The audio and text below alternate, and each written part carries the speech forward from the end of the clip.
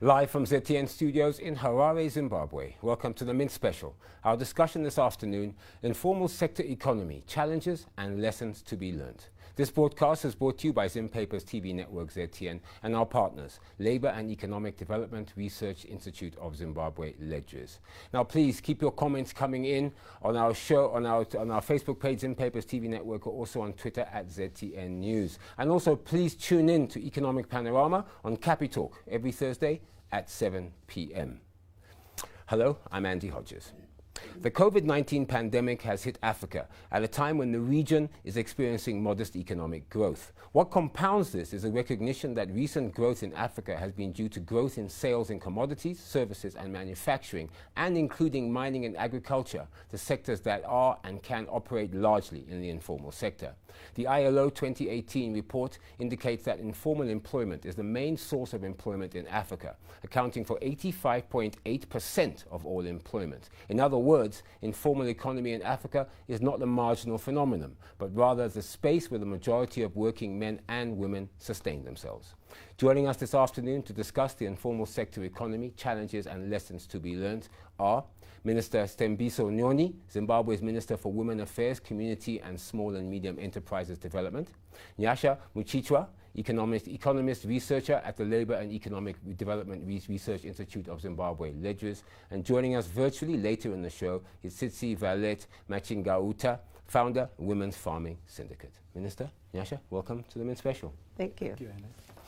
Now, Minister, ILO estimates show that, assuming a situation without any alternative income sources, lost labour income will result in an increase in relative poverty for informal workers and their families of more than 21 percentage points in upper middle income countries, almost 52% in high income countries, and 56% in low and low income countries. With this in mind, share with us the situation here in Zimbabwe. What is the current state of the SME and informal sectors, and what are some of the challenges currently being faced?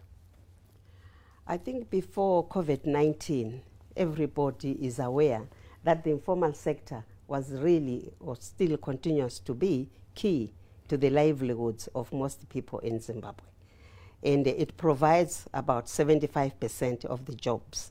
It sustains livelihood, and it is the sector that occupies people constructively to contribute towards the economy, to contribute towards the safety nets, to contribute towards even the food that we have on our table. Okay, so are there challenges? Now, I mean, COVID-19 then came along. Obviously, then the sector experienced some challenges. Could you maybe highlight quickly what those are? This was the most hit of all economic sectors because their income was eroded. They also stopped operating completely, so that the transport was affected, retail, and even some part of farm distribution. The value chains were disrupted, and there was an erosion of the cash flow, so that the people, the money that they had to use for food and for other necessities, which means that going back, it will be very, very difficult for most of the informal sector. When we did a small survey, we found that about 86% of the SMEs did shut down totally. And 59% may not be able to pay the salaries of their workers, and 57% may not be able to go back to work unless they are assisted. I'll take you to my next question, Minister. What interactions has the government held with workers in the informal sector or their organizations relating to their livelihoods and reopening of their business? Have you been speaking to some of the informal sector organizations or members? Yes, we have.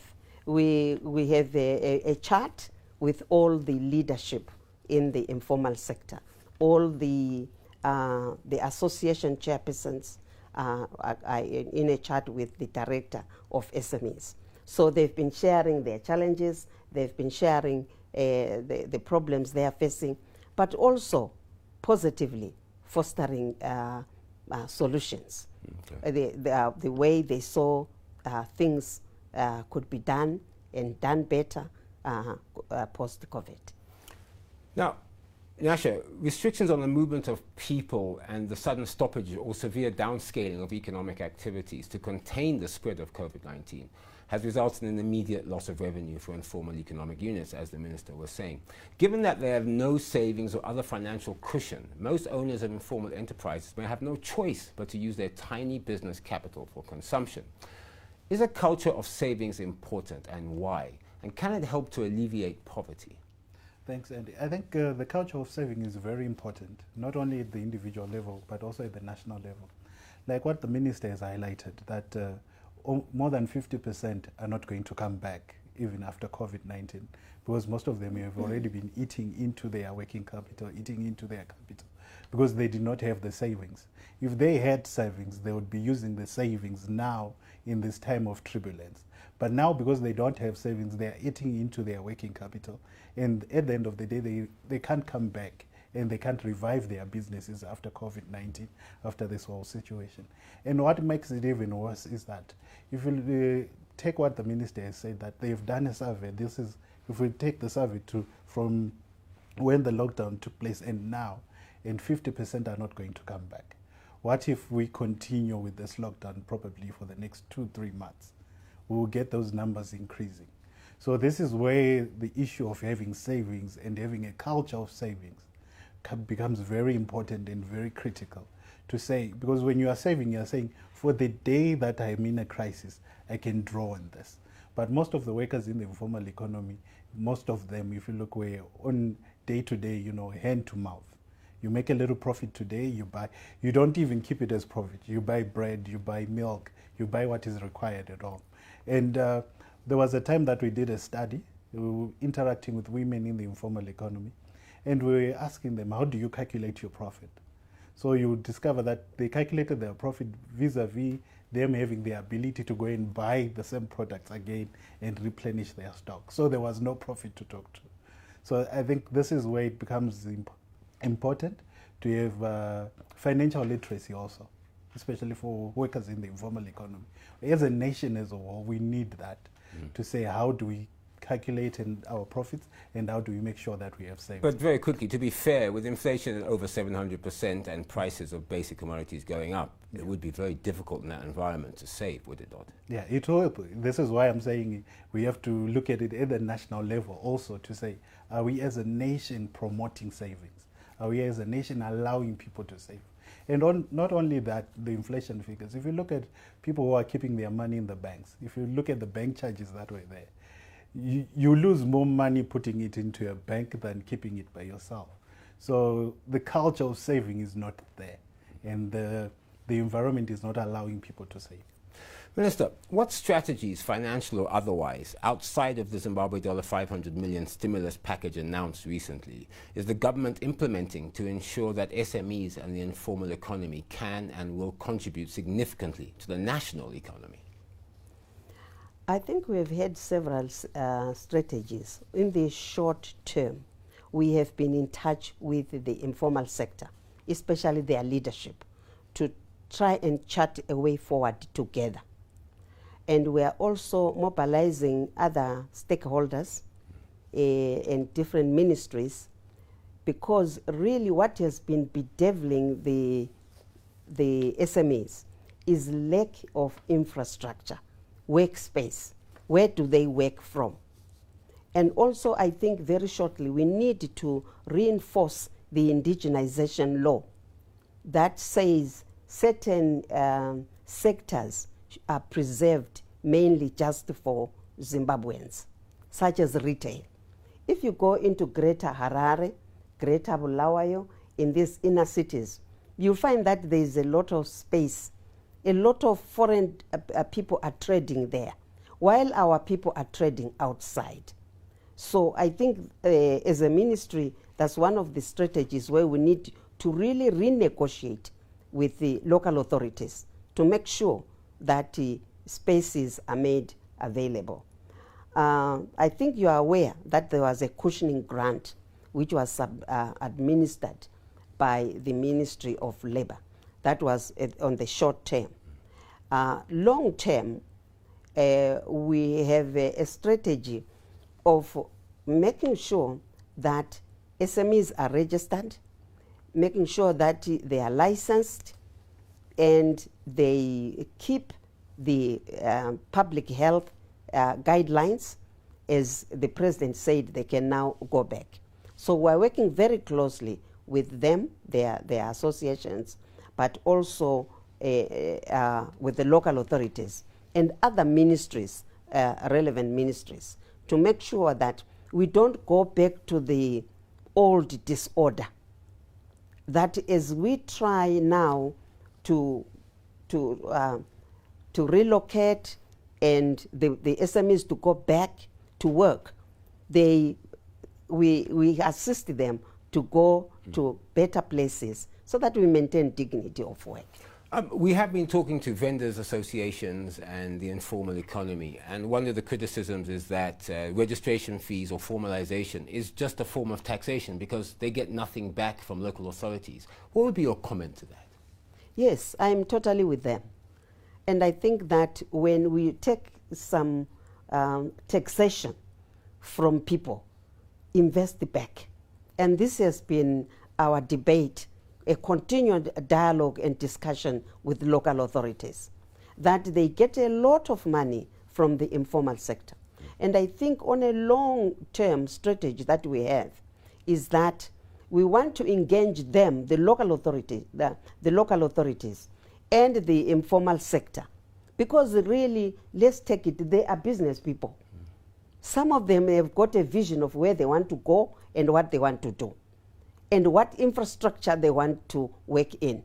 My interaction with them is that they are not what people think they are.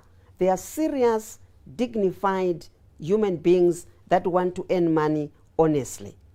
So we want to have a task force that will say the informal sector themselves, public, the private sector and government, and let us really start by providing infrastructure and workspace. And by infrastructure, I mean enablers.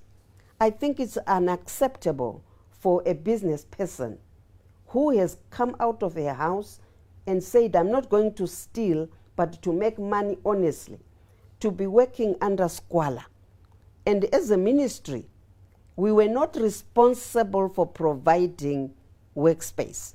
And now we want a policy that allows us to work with joint venture with other people and the informal sector themselves and government to provide dignified workspace. Make sure there's water, make sure there's sanitation. If we can't construct those toilets, make sure they are mobile toilets so that people work in dignity. So that is the strategy as government and the thinking that we have. Now, Minister, a bit of a dichotomy here, because there have been widespread demolitions of the informal economy working spaces that you've just talked about. What was the thinking behind that move? In fact, we were not involved in doing that, but I think the thinking was post-COVID, because everybody was going to go home, and we're just going to have these places that were going to be all over. I think by cleaning up, even in discussing with the informal sector themselves, they are really welcoming the engagement, constructive engagement, and making sure that when they go back, we are treating them with dignity. Let me give you an example. We went to Mpezanamo and met with some of the people there, the leadership of Mpezanamo and the mayor. And you know, you will not accept some of the conditions under which people in Mpezanamo are working. And so we have agreed that a local authority, the Ministry of Housing and Amenities, and my ministry, we need to construct better. And if Mpezanamo could bear with us, we want maybe a 4-story building there that could be put up quickly, so that those that are doing food could be downstairs, those that are doing hardware could be on the second floor, first floor, those that are doing clothes on another floor, and in that way, and then you have ablution blocks, you have food courts there, and then you have water, and then people leave home and say, I am going to work, and they feel, I have been to work. And I really hope that post-COVID, attitudes towards the informal sector will change, because there are Zimbabweans that have held this economy. There are the Zimbabweans that have held the livelihoods. And I think we need to hold hands with them and different ministries and stakeholders to make sure they get a fair deal in terms of provision of workspace. And some of them are saying, we are business people, provide land. If land is provided, we can find partnership and construct ourselves. Nyasha, the lockdown has given the nation, Zimbabwe, an opportunity to identify the gaps in social security for workers in the informal sector. I think the minister alluded to the $300 per person support that some of them have got. But what can be done to cover some of these social security gaps? Thanks. I think in terms of the social security gaps, I think what is important is also for us to note that it's not about giving a handout to workers in the informal economy. Like the minister has highlighted, that these are the people that are holding the economy and they've been very active and working. I think what needs to happen is that at the national level, if we look at NASA, there's need to have schemes in place that allow workers in the informal economy, players in the informal economy, to also contribute, to have contributory schemes that are made and are tailor-made for workers in the informal economy. But that can work if their registration has become more formalized, correct? As a part of formalizing them, it will allow them to contribute to it. It will allow them also to give them space to say, you can come and contribute to this. And we can work it out to see it might not be the contributions that we get from the formal economy, which are on a monthly basis and have strict restrictions in how they are paid, when they are paid. But we can tailor make so that those workers in the informal economy can also participate. So now, as you highlighted, the gap is now there and we see it. And we are expecting also the government to respond and to give resources to all these people in the informal economy. But at the same time, we should also take recognition that it's a heavy burden also on the government, given the financial situation that the government is in. So why not allow those players also to come and contribute to something that they can later benefit from? So this is what we can do as a nation, and other countries have done it. Tanzania now has an informal economy schemes. So we can learn from them, see what is it that they have done, how they have done it, and tailor make it for Zimbabwe. Now, we have to take a short breather. If you have any comments or views on our show today, please contact us via our Facebook page, Zim Papers TV Network, or via our Twitter handle @ZTN News. You're watching the Mint Special, our discussion, informal sector economy, challenges and lessons to be learnt. This broadcast is brought to you by Zim Papers TV Network, ZTN, and our partners, Labour and Economic Development Research Institute of Zimbabwe, Ledriz. The Mint Special will be right back. Don't go away.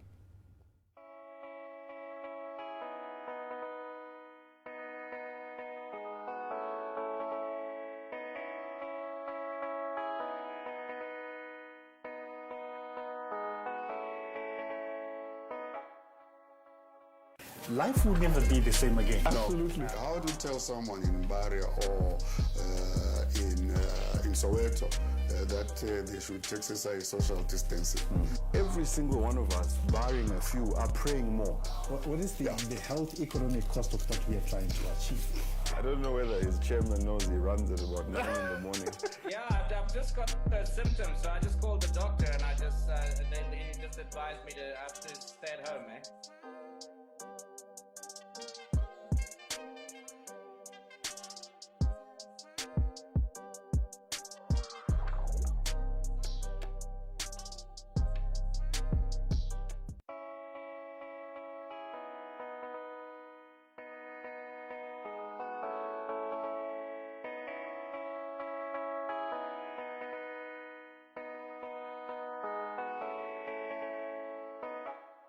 Welcome back to the Min Special. Our discussion this afternoon, informal sector economy, challenges and lessons to be learnt. This broadcast is brought to you by Zimpaper's TV network ZTN and our partners, Labour and Economic Development Research Institute of Zimbabwe, Ledriz. Please also tune in to Economic Panorama on Capitalk every Thursday at 7 p.m. Minister, loss of income and deepening poverty could trigger a sharp rise in child labour and lower school enrolment rates, especially for young girls. What, if anything, is the government doing to ensure the safety and well-being of Zimbabwe's children and the girl child in particular? That is a very pertinent question, because the girl child, let me say children, are really a basis, a foundation for a nation. If we don't take care of them, it means we are not taking care of the future. All of us were young once. Imagine we were put under conditions that you are talking about. We may not be here. So it is very, very important for my ministry to work with the ministries that are responsible for children, such as the Ministry of Primary and Secondary Education, the Ministry of Health and Child Care, so that we make sure that together we take care of the girl child. Do you have any specific programs that relate specifically to children, the girl child in particular, in your ministry? No, as a ministry, we have worked with the ministries of higher and tertiary education and the ministries of education to say entrepreneurship should start early. Children must learn to, that everything you do should be, you save money by doing things for yourself, or you make money by doing things that you market. So it is very important for us to make with others as stakeholders. And I think that is working, because during this shutdown, I was phoned by some people that said their children have turned their homes into coffee shops. If you come to the home you are visiting where you are not allowed, they will make you pay for coffee. Okay. They will say, this is a shutdown, a lockdown. You are not supposed to be going. Would you like some coffee? If you say yes, they will give you even a receipt to say, okay, so and so has paid, and they are in grade 3. They are in grade 7, which means this entrepreneurship is really working. But also, let's support the ministries that are working with children to instill values in our children. Well, values of caring and sharing, values of doing things for yourself, values of self-reliance, values of respect, love, and unity of purpose, so that as they grow up, they build communities, they build the nation, they build families. But also, this dependency syndrome, I think we need to get it out of our children at an early stage. Well, let's hope those grade 2 and grade 7 have to pay registration fees to become SOEs. Right. We are now joined virtually by Sitsi Valet Machingauta, founder of Women's Farming Syndicate. Sitsi, welcome to the Min Special. Thank you so much. It's an interesting time at the moment where COVID-19 has really sort of set the cat amongst the pigeons, where we really need to come through and actually exhibit our skills and our abilities. And I'm grateful for the last speaker for sort of highlighting the opportunities that are available. Okay, now, Sitsi, the COVID-19 funds that are being accessed, I think the Minister went through some of them, through various financial institutions, appear not to be taking into consideration smallholder farmers who do not have collateral or title deeds. Furthermore, the interest rates of 20% may be considered inhibitive. Hello, Sitsi? Oh, I think we've lost her.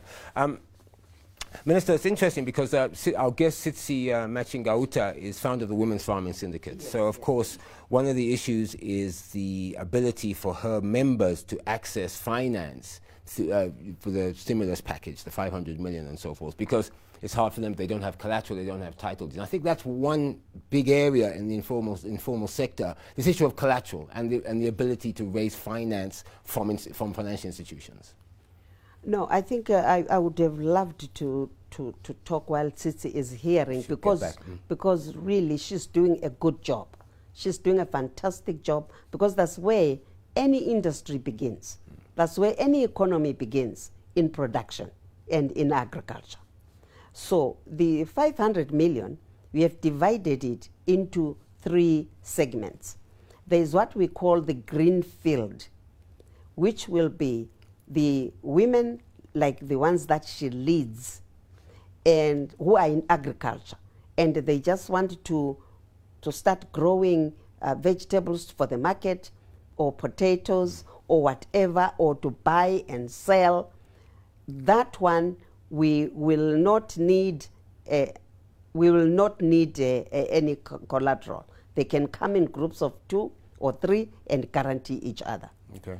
And then the second layer will be the informal sector. People who were already in trade or who were making things, and they want to take off again and they want to grow. So we'll have a fund. We will hand-hold them and make sure if they need training, they need linkages for the market. As I'm hoping that aggressively we will attend to workspace, because really we don't want these dignified, hardworking people to be working outside and in their homes. And then we will move them into better workspace. And then the third layer will be the SMEs. These are the people that are already housed somewhere. They are manufacturing, they have small shops, they are manufacturing, they are in engineering, and this fund will also go to them. So nobody will be left out. Oh, that's good news. Tsitsi Machingauta, welcome back to the Mint Special. Thank you very much. Thank you. Now, I did ask the Minister this question, but I'll ask you too, Tsitsi. The COVID-19 funds that are being accessed to various financial institutions appear not to be taking into consideration smallholder farmers who do not have collateral or title deeds. And of course, the interest rate of 20%, some believe, may be inhibitive. Your comment on that? I think first and foremost, I think as a farmer myself, I think that it's very good to have this facility. It's absolutely perfect for the established farmer, but as a smallholder farmer, usually they're using communal land or they're using rented land, and therefore the issue of collateral comes about, and also the issue of interest for me is a big issue, because if it's a relief fund, it really shouldn't be a double digit, it should be a single digit to ensure that anyone at any level, everybody is struggling. Therefore, it should be there. In other countries, they're giving grants, they're giving rebates, they're doing different things. I think we should actually emulate best practice of what's working elsewhere. 20% for me is too high. It should be reviewed downwards to be a single digit to ensure that as businesses, our balance sheets make sense. Because we're farmers as business people. So we need to make sure that our balance sheets are making sense. Because if I have to pay back 20% when my counterparts in Zambia are getting grants, are getting support from their governments of maybe single-digit interest, it means I'm not competitive on the local and regional markets. So what does that mean for me as a person in business? So I think those things really need to be reviewed seriously and quickly. And yes, the fund is there for those who are able to, but the issue of collateral is an issue, because what you find is that as a farmer, I need machinery. And what you find is the amounts that are available for me if I don't have collateral are very little and insignificant in terms of actually boosting your production. But if you're at a very small level where you maybe need 5,000, 10,000, it's fine. But if you want to look at things where you need to upscale and actually be competitive, it then won't work without collateral. So I think those are things that need to be reviewed, and looking at bespoke packaging. I know there are a lot of things that the ministry are doing. I know you've got SMEDCO, but a lot of things are looking at microfinance. I think this is where we really need to engage our banks to also look at creating packages that are bespoke and really putting the agenda of SMEs and women at the core of this, and ensuring that women are being put first. Because as you know, SMEs are the bread life of this country. So I think it's essential for us to really focus on that and really zone in on where we need help and support. Now, if I can follow through that argument, if you look at the tobacco sector, for example, a lot of the large companies lend from banks and then outsource or outsource to all their farmers underneath them. Is that a model that can work in your sector, in the small and medium enterprises, particularly in the Women's Farming Syndicate? Yes, absolutely. We have been doing that. We've actually got our own SACCO that we actually run as an organization where we've got single interest digits because we understand our businesses and we understand our realities. So it definitely doesn't work, but the financing first and foremost has to be affordable because already if it's coming from government to 20%, if someone's going to outsource it, it's going to be much more expensive. So I think it's important for the government to give us affordable money in the first place. So I think this is where government really needs to go back and crunch the figures and make sure that it's affordable. So as much as we can come through as an organization and say we're able to do this, but for us, the financing is not affordable because the balance sheet doesn't make sense. I know they've got a 3 to 6 month grace period, but in business, that's nothing. As a farmer, I do sugarcane. It takes 12 months for me to harvest anything. So from a farmer's perspective, unless if I'm into horticulture, it makes sense. But for other crops like wheat, tobacco, or other things, it's a joke. You need serious financing with long-term repayment schemes. Now, Sitsi, do you believe the tax authorities, ZIMRA, should establish a practical working model and rebate system based on earnings and a higher tax threshold to enable startup businesses to grow and establish? Yes, absolutely. We've been advocating for that for years and years, but unfortunately all our calls have been ignored. Because what we've been saying is that as women in business, as informal, formal, however you'd like to describe us, as micro enterprises, SMEs, medium businesses, we fall in all those.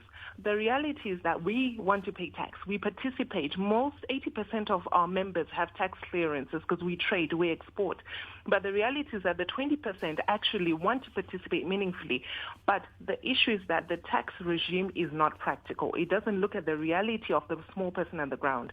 You find that if you put a system in place where you make sure that there are rebates and it actually incentivizes people in business, whatever level, to actually, especially startups, to actually pay tax because it will benefit their growth, their business, then it makes sense because at the moment it's very inhibitive. And there's so much bureaucracy. And I think at the end of the day, I keep going back to this. Let's look at what's working elsewhere. And we also need to look at being competitive. If we're saying Zimbabwe is open for business, it must be open for the local businesses, not only external businesses. When you're talking about investors, you're looking at big business. Let's look at about our own small businesses who will become the big businesses of tomorrow. So I think all these things have to be worked at. And I'm very happy that our minister is there and she's listening. I know she's a listening minister. And I know these are some of the issues that she really needs to tackle and take head on. And these issues need to be dealt with as soon as possible because if we're going to recover after this COVID-19 pandemic, we need to make sure that small businesses are given a chance. Because when you fix your tax, when you fix the lending systems, you are giving small business a lifeline. So I think it's definitely essential. We are not talking about anything else if we're not dealing with these key issues. Okay.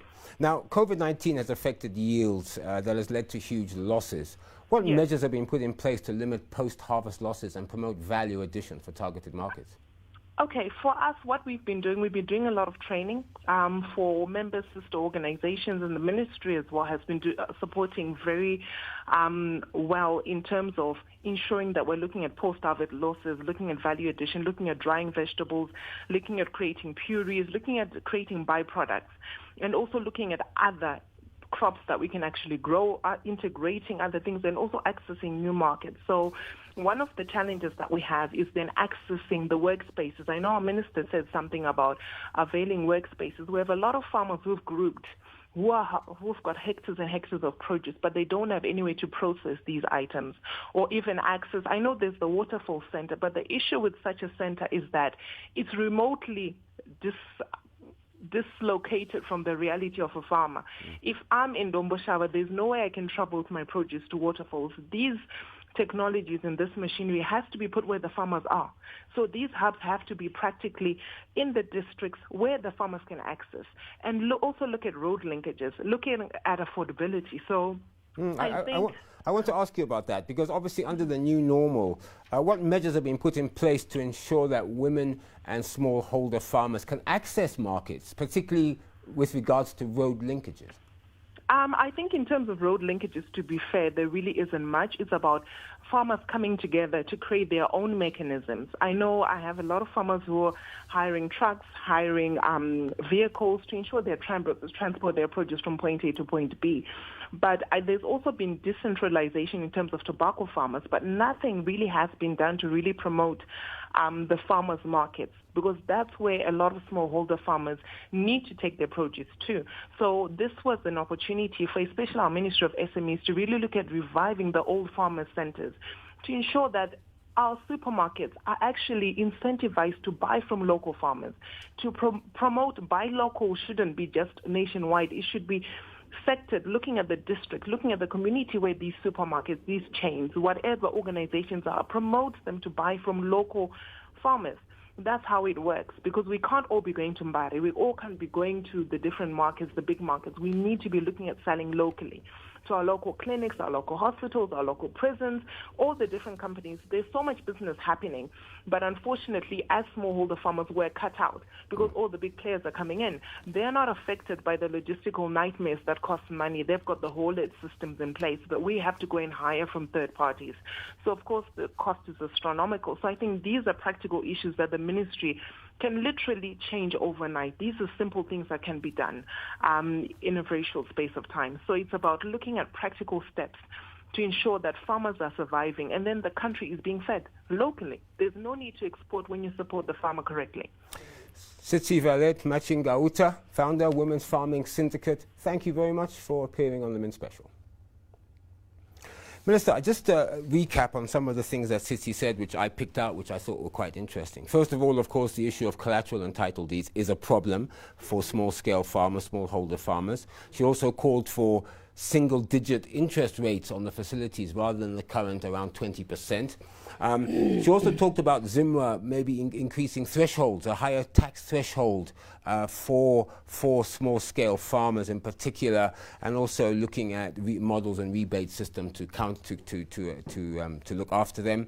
And she said something interesting. Zimbabwe must be open for business, but it must be open for local business too, which I thought was interesting. And lastly, she says there's some practical steps that the government can take and through your ministry can take, whether it's reviving farmer centers in provinces, whether it's promoting buy local, getting supermarkets to buy local. Anyway, those are just some of the things that she said. Maybe a few comments from you. Let me start by thanking her very much. I know this young lady, she's vibrant, she's doing a fantastic job. Let me say, we are looking for women like that, because the ministry doesn't do business. It is the women who do business, and then they come to the ministry for assistance. So let me say, I know Tsitsi, and I know her organization, and I know what they are doing. Let me challenge them back and say, this is exactly what the ministry is looking for in the new dispensation, to decentralize operations of everything, and also to rurally industrialize. So if they've got programs about value addition in Mutoko, in Gwanda, everywhere, let them come to us and say, we have found land and we want to do A, B, C, D. That's what the ministry is looking for. And also the markets. I know her group. They really are doing a lot of products that when you look at them, it's well done and well packaged. They do also spices and the teas. And as we have heard, that Zumbane, it may now be a cure. Tsitsi and her group are going to be some of the women that will provide this. So let me say, this is exactly the women that we are looking for. And the infrastructure she's talking about, she is very right. The infrastructure really in Zimbabwe doesn't go to the people. The people are going to infrastructure. So the ministry would like to reverse that. So if she then can go to local authorities, and when she talked about infrastructure, I was very happy. She's not just talking about workspace. She's talking about enablers, the roads, the transport, the electricity, the communication, telecommunication, e-commerce, all those kinds of things. So we are really, really excited to have young women like Tsitsi. All I can say to them is, please go ahead, come to the ministry. Let's work together. We will make sure that you are facilitated.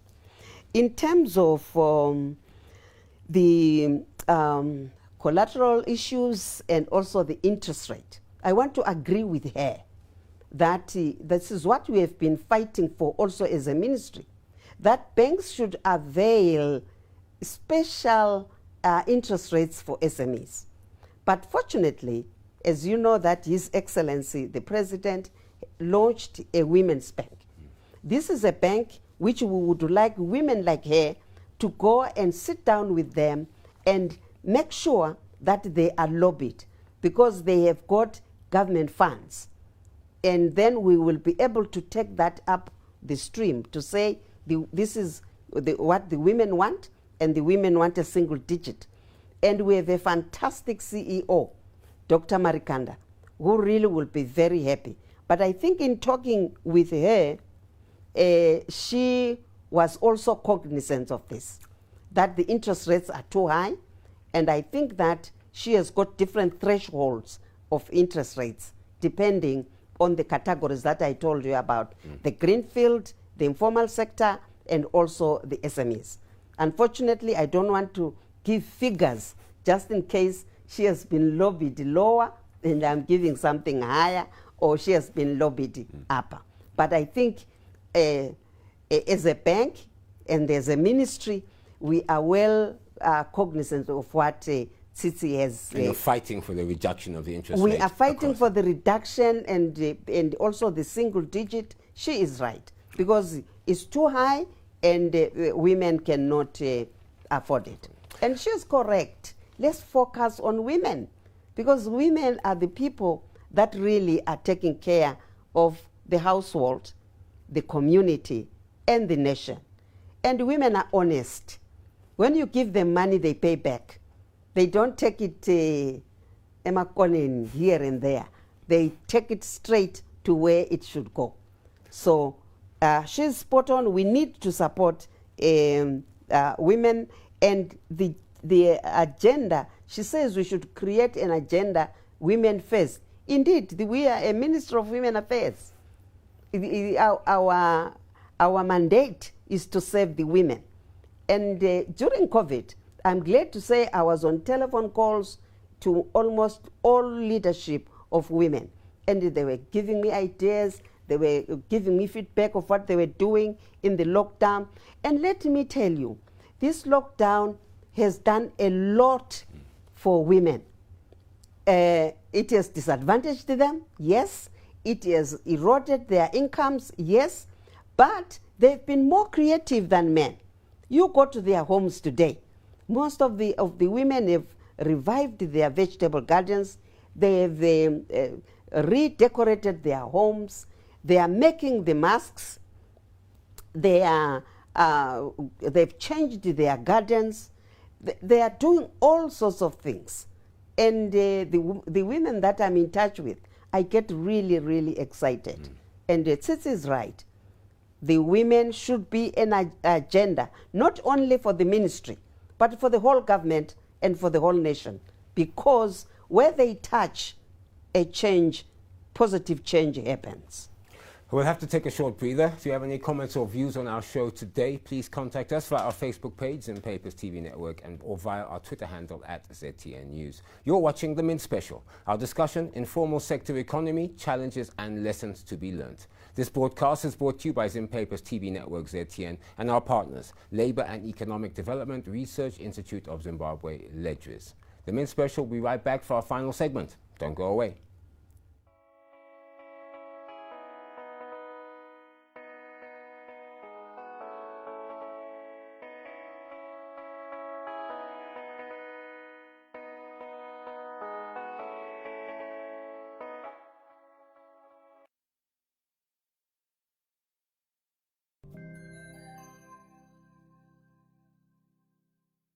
Coronavirus is a threat to all humanity. It has killed over 350,000 people so far, and many others are in quarantine away from their loved ones. We are fortunate to be alive, but no one knows how and when the virus will strike closer to home. You and I are each other's keeper. With winter upon us, let's ensure that none of us will be exposed to the elements that make us vulnerable to COVID-19. Let's help those in need by contributing to the Zimbabwe's COVID-19 fund. The proceeds will go towards equipping underdeveloped health centers and communities. To contribute, dial or SMS the following numbers on your screen. Remember, if we stand together, we win together.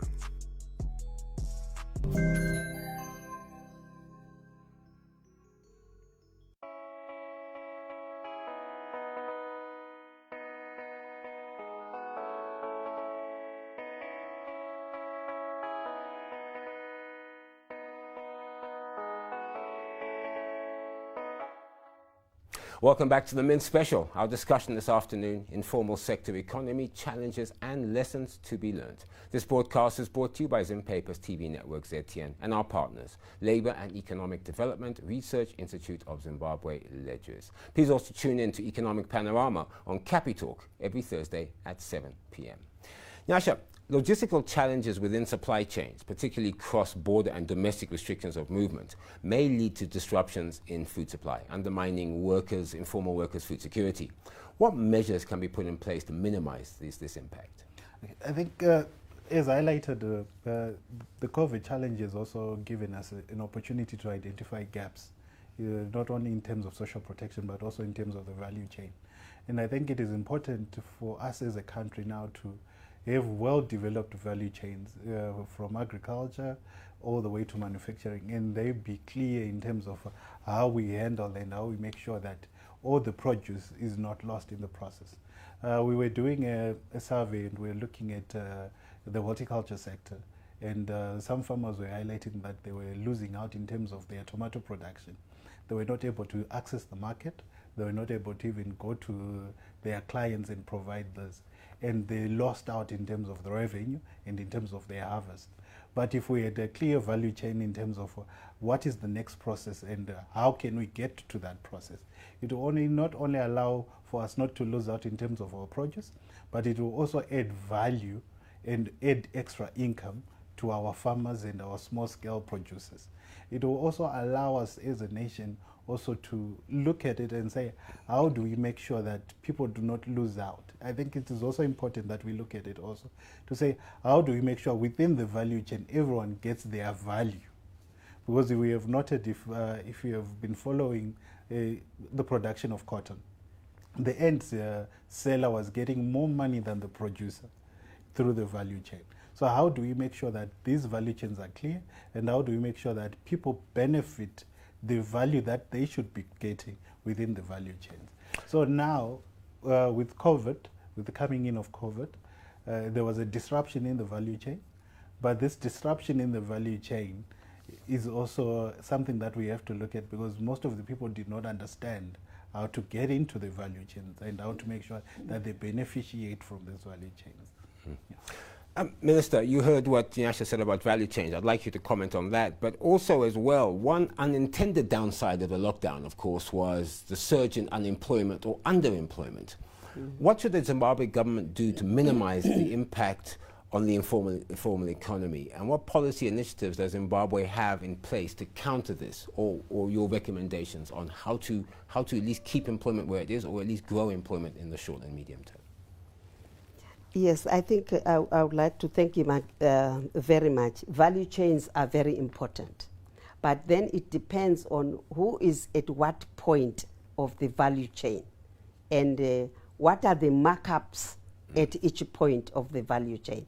In a lot of cases, you will find that the people that are at the bottom or at the primary production, really the people that are so important, without which the value chain would not exist, they get the least.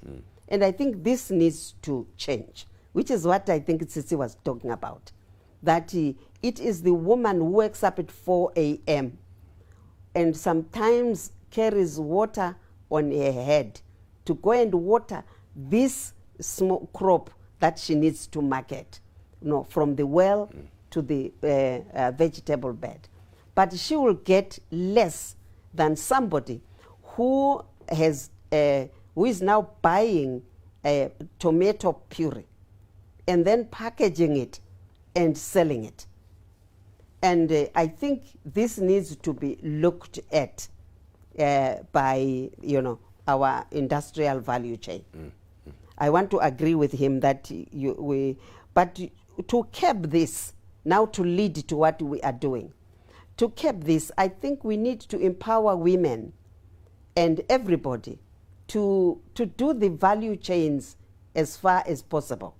If you are given a raw deal and you are growing tomatoes, get a machine. Value addition. And value addition yourself in your own, this is what we call cottage industry. And then you sell tomato puree, you will get more money. And then if you value add your small grain, you will get more value for it. For instance, if you go to the shops right now and you want to buy a rapoko meal or millet meal, and you get 2 kgs for almost the same value as you would get 20 kgs of raw product from a woman who has worked on it for months. So I think he has a point, this has to change. And as a ministry, we are encouraging women. And I want to make this point very clear. A lot of people think the ministry does projects for women. And then women come and they get projects from the ministry. It's the other way around. The ministry is supportive of women who are doing their own things. So we are saying to the women, our strategy now is to support any woman that is doing value addition, that is working on any project that will create employment. And like you are saying, let me say that the concept of employment has been misunderstood. And people describe employment as that which you leave your house, you go and work for somebody else. They don't value people creating their own employment. Entrepreneurs, for example. Entrepreneurs. And Zimbabweans have created a lot of their own employment, and they've run their own lives by employing themselves. But I want Zimbabweans to be proud of this. When the World Bank did a survey in 2013, they came out with findings that Zimbabweans had created 5 million of their own jobs. 5 million of their own jobs. And that is commendable. And yet when you go to the conventional statistics, they will say Zimbabwe is 80% unemployed or 50% unemployment. They don't consider the employment that is created by individuals for themselves, for their families, and for the community. Nyasha, maybe your comment on this unemployment issue, because of course, as I said, the unintended downside, I think COVID-19 lockdown was put in place to obviously safeguard all our health, but one downside, of course, was unemployment and underemployment. Maybe a comment from you. I think just speaking on what the minister said, I think it is important to clearly define what we call employment. If I stand-up comedians are employed. Yes. And as a nation, we have restricted employment to, do you put on a suit and go to the office? Yes. But there's greater employment that we can talk about. Sports, we have a lot of, you talk about people making millions right now, you talk about footballers, you talk about basketball players and so forth. So there's need to redefine what we call employment. And there's need also to make sure that as a nation, that people who venture into such employment also get better, they also get what is due to them and they are paid well also. So in terms of, if you look at, in terms of the lockdown and employment and underemployment, I think the biggest challenge that most of our countries, developing countries have is underemployment, where we have people working for less than the required 40 hours a week. And this is our biggest challenge. How do we make sure that we utilize that which people have? So you would discover that the biggest asset that each and you and me and every other individual has is labor.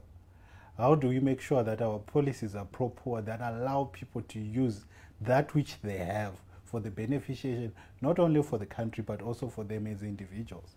So how do we capture that? How do we harness that? This is what is missing.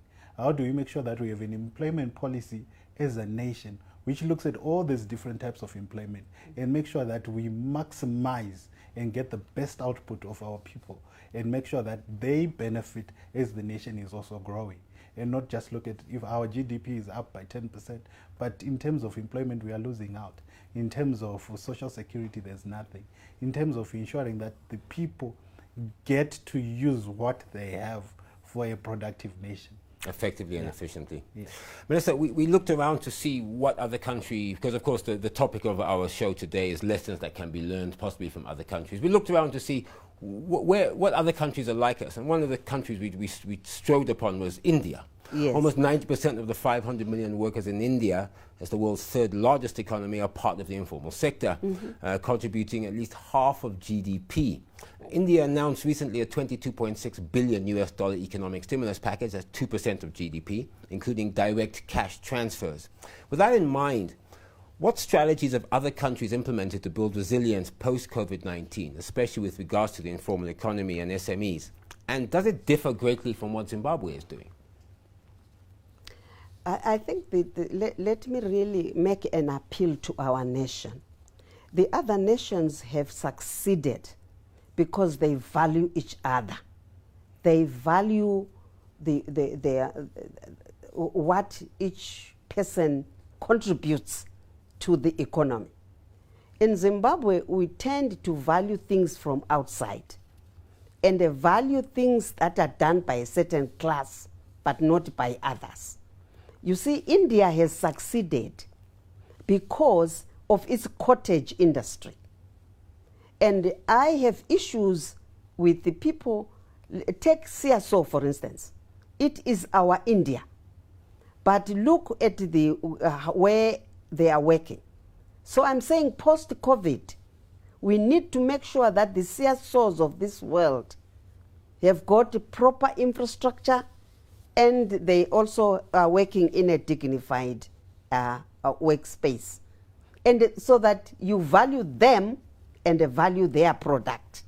Because for now, we value their products, but we don't value the way they are working. So I think that also India exports $4 billion in handicrafts, and Zimbabwe only exports 12 million. And yet we have got so many talented people.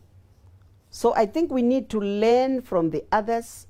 And I think moving forward, we are saying as a ministry, we need each local authority to cluster the informal sector and say this is an area where the stone sculpture is going to be worked on. And this is the work bay, and this is the marketing place. And in that way, you are valuing the stone sculpture. It's got a display, a hall somewhere close to where they are working. So tourists will come, they will see them working, they will also see the finished product. We are saying let's cluster also our SMEs so that the leather and leather products, you know that if you go to that corner, you will find leather and leather products across board. You will find children's clothes, you will find men's clothes, you will find, in Zimbabwe we still have hodgepodge. And I'm saying post-COVID, if my ministry is supported and given its space, this is what we would like to see as a ministry. This is what we would like to see as a nation. A well-organized, vibrant, informal sector. I think on that note, we have come to the end of our program. You've been watching the Mint Special. Our discussion this afternoon, informal sector economy, challenges and lessons to be learnt.